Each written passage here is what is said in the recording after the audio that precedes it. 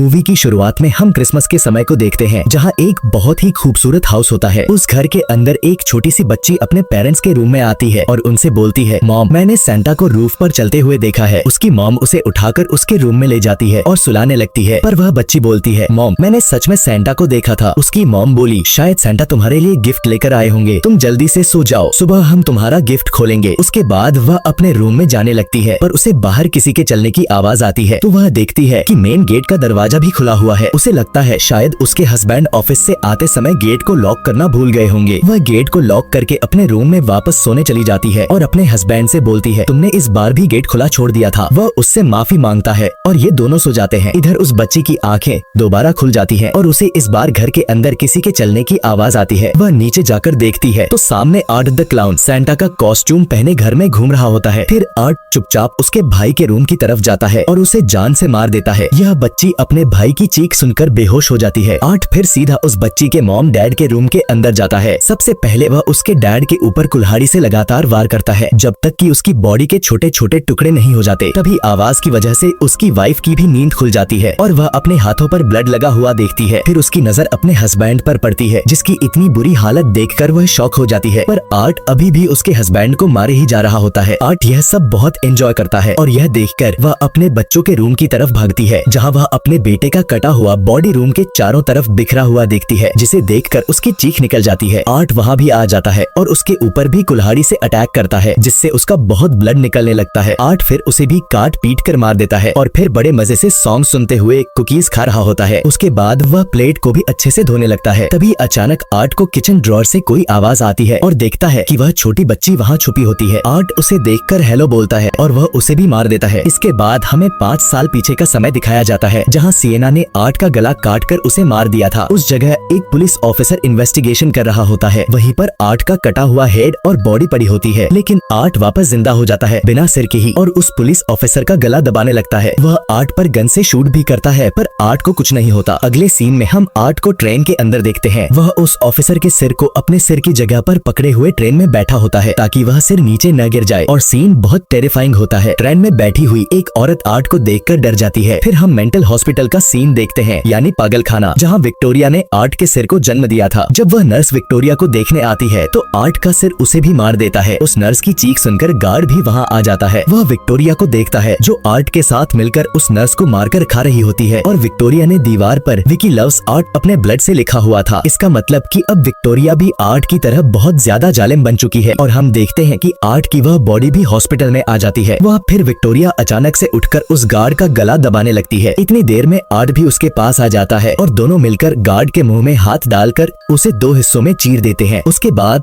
Art अपना सिर वापस लगाकर विक्टोरिया के साथ ट्रेन से कहीं चला जाता है। ये दोनों शहर से दूर एक बंद पड़े पुराने घर के अंदर आते हैं, जहाँ आर्ट चुपचाप एक चेयर पर बैठ जाता है और विक्टोरिया मिरर में खुद को देखकर सिर पीटती है और मिरर तोड़ देती है। फिर कांच के एक टुकड़े को उठाकर बाथटब में बैठ जाती है। विक्टोरिया अपने हाथ पर एक कट लगाती है और पूरा बाथटब अपने ब्लड से भर देती है। अब हम 5 साल आगे की कहानी देखते हैं, जहाँ उसी टूटे हुए पुराने घर के बाहर 2 वर्कर आते हैं, जिनका काम था इस पुराने घर को तोड़कर यहाँ नया घर बनाना। दोनों वर्कर घर को चेक करने अंदर आते हैं और एक वर्कर को आर्ट चेयर पर बैठा हुआ दिखता है, जो कि 5 साल से इस चेयर से हिला भी नहीं था। दूसरे वर्कर को विक्टोरिया भी बाथटब में बैठी हुई दिखती है। तभी आर्ट और विक्टोरिया फिर से जिंदा हो जाते हैं और इन दोनों वर्कर को, जो यहाँ सर्वे करने आए थे, बड़ी बेरहमी से मार देते हैं।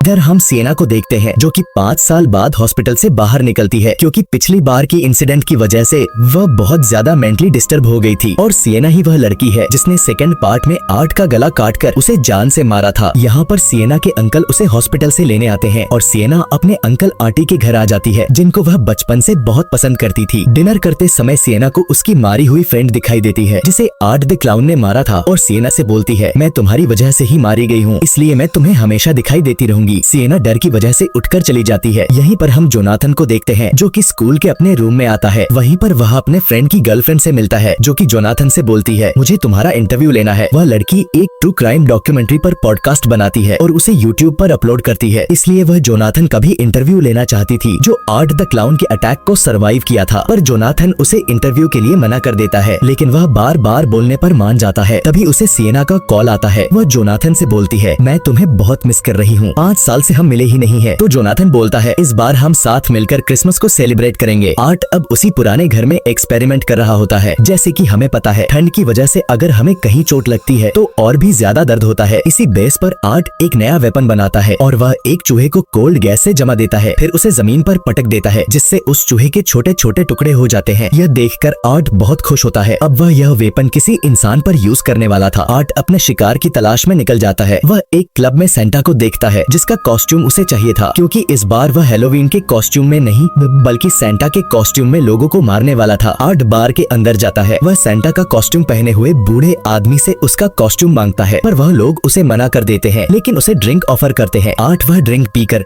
उस बूढ़े आदमी पर ही पूरी ड्रिंक थूक देता है। इस बात पर वह लोग बहुत गुस्सा हो जाते हैं और आर्ट को बार से बाहर निकालने लगते हैं। आर्ट अपने बैग से गन निकालता है और सबको एक एक करके शूट कर देता है, सिवाय उस बूढ़े आदमी के जिसने सेंटा का कॉस्ट्यूम पहना हुआ है।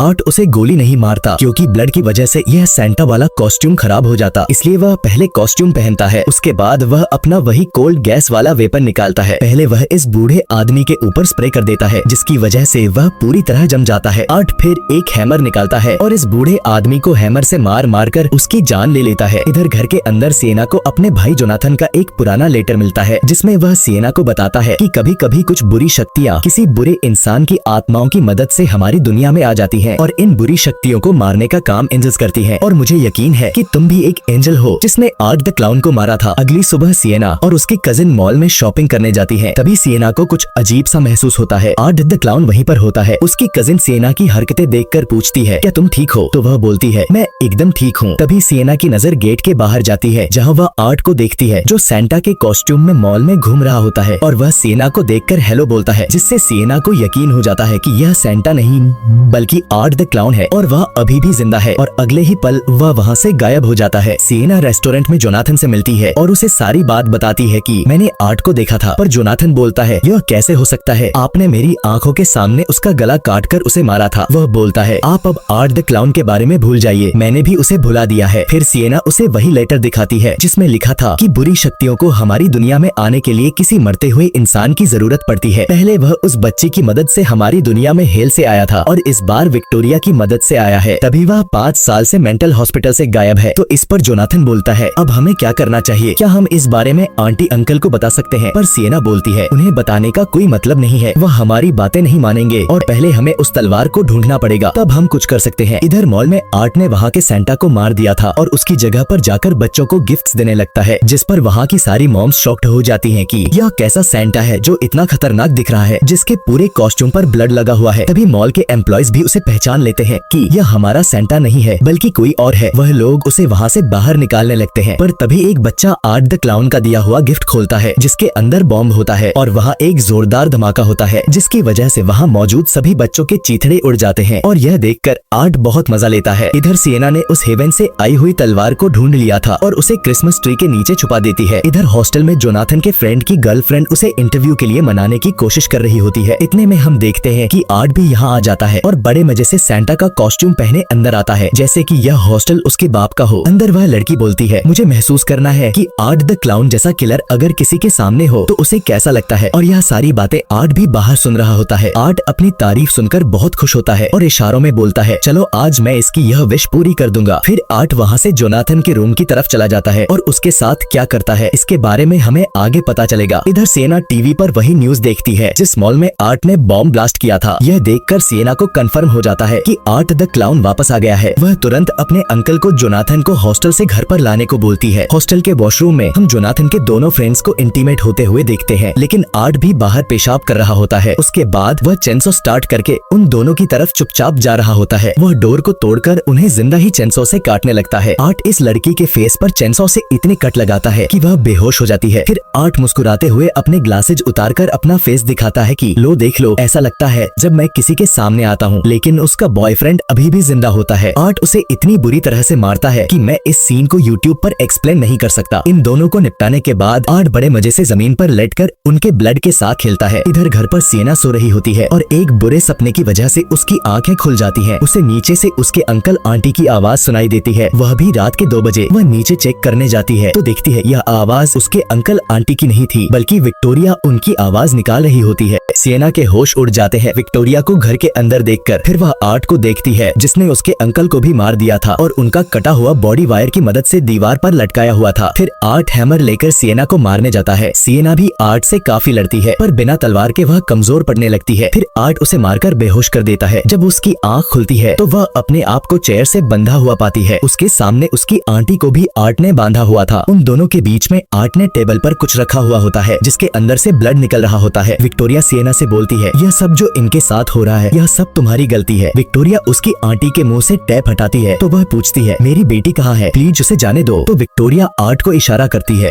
और आर्ट टेबल पर रखी चीज से कवर हटाता है जिसके अंदर उसकी बेटी का कटा हुआ सिर होता है जिसे चूहे खा रहे होते हैं। इस कटे हुए सिर की हालत इतनी बुरी होती है कि पहचान में ही नहीं आता कि यह किसका सिर है। सिएना की आंटी बोलती है, नहीं यह मेरी बेटी नहीं हो सकती और रोने लगती है। आर्ट फिर उसे टॉर्चर करने के लिए एक बड़ी सी पाइप उठा लेता है और उस पाइप को आंटी के मुंह के अंदर घुसा देता है। फिर विक्टोरिया एक एक करके सारे चूहे उस पाइप के थ्रू उसके पेट में डाल देती है और फिर उसका गला काटकर उसकी जान ले लेती है और यह सब सिएना देख रही होती है। विक्टोरिया फिर अपने कटे सिर से बना हुआ क्राउन सिएना को पहना देती है जिसकी वजह से सिएना के सिर से बहुत ब्लड निकलने लगता है। विक्टोरिया सिएना का गला दबाने लगती है पर सिएना को कुछ भी नहीं होता क्योंकि सिएना के अंदर एंजल की पावर थी। फिर विक्टोरिया बोलती है, तुम्हारी आंटी ने सही कहा था कि यह सिर उसकी बेटी का नहीं है। फिर आर्ट जाकर सिएना की कजिन को ले आता है और वह उस कटे हुए सिर के ऊपर ग्लासेज पहना देता है जिससे हमें अंदाजा हो जाता है कि यह सिर सिएना के भाई जोनाथन का है। यह देखकर सिएना बहुत गुस्सा हो जाती है। विक्टोरिया सिएना से पूछती है, मरने से पहले क्या तुम अपना क्रिसमस का गिफ्ट खोलना चाहोगी? तो सिएना हाँ बोलती है। विक्टोरिया सिएना की कजिन से पूछती है, सिएना का गिफ्ट कहाँ रखा है? वह बताती है। विक्टोरिया सिएना का गिफ्ट उठाकर उसकी तरफ फेंक देती है। फिर आर्ट हैमर से सिएना के दोनों हाथ तोड़ देता है ताकि वह गिफ्ट न खोल सके, पर सिएना फिर भी दर्द बर्दाश्त करके गिफ्ट बॉक्स को खोल लेती है और उसके अंदर सिएना ने पहले से ही वही जादुई तलवार छुपा कर रखी थी। सिएना उस तलवार से आर्ट का गला काट देती है और अपने आप को भी छुड़ा लेती है। सिएना वह तलवार विक्टोरिया के मुंह के अंदर घुसा देती है। उसके बाद वह उसका सिर काटकर उसे जान से मार देती है, लेकिन आर्ट अभी भी जिंदा होता है। वह एक चेनसॉ उठाकर सिएना को मारने के लिए उसकी तरफ आता है। सिएना आर्ट से काफी देर तक लड़ती रहती है। इधर उसकी कजिन अपनी मॉम के बॉडी के पास बैठकर रोने लगती है और हम देखते हैं कि विक्टोरिया की बॉडी धीरे धीरे गायब हो रही होती है। आर्ट सिएना की पीठ पर कट लगा देता है लेकिन सिएना आर्ट की पीठ में तलवार घुसा देती है। तभी अचानक जहाँ पर विक्टोरिया की बॉडी पड़ी होती है वहाँ से वह गायब हो जाती है और वहाँ हेल का गेट खुल जाता है कि अंदर सिएना की कजिन गिर जाती है पर वह एक लकड़ी के सहारे लटकी हुई होती है। सिएना यहाँ सोच में पड़ जाती है कि पहले वह आर्ट द क्लाउन को मारे या फिर अपनी कजिन की जान बचाए। वह आर्ट को छोड़कर अपनी कजिन की तरफ भागती है। सिएना का हाथ उसकी तरफ नहीं पहुँचता तो वह उस तलवार को अपनी कजिन को पकड़ाकर ऊपर आने को बोलती है। वह ऊपर आने की कोशिश करती है मगर उसका हाथ छूट जाता है और वह हेल के अंदर गिर जाती है, लेकिन सिएना कुछ नहीं कर पाती और आर्ट भी विंडो से भाग जाता है। सिएना अपने सारे कट्स को देखती है जो खुद अपने आप ही ठीक होने लगते हैं और अब इस घर में सिर्फ सिएना ही जिंदा बचती है, बाकी सबको आर्ट ने मार दिया था। इधर हम आर्ट को देखते हैं जो एक बस स्टॉप पर बैठकर बस के आने का इंतजार करता है और यहाँ पर टेरिफायर मूवी पार्ट 3 खत्म हो जाती है।